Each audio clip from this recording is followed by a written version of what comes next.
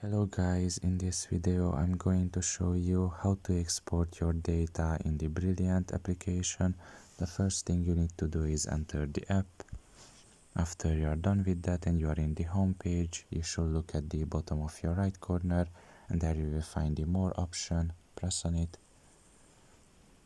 And here in this page you can just scroll all the way down and you will find here the last option, which is export your data. Press on it.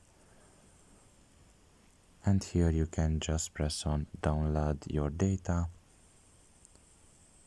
and wait now. And you can see that your data has been just downloaded.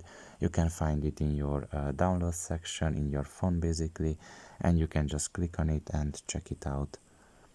So pretty much this is all about it. I hope this video was helpful to you. Thank you for listening and see you next time. Bye bye.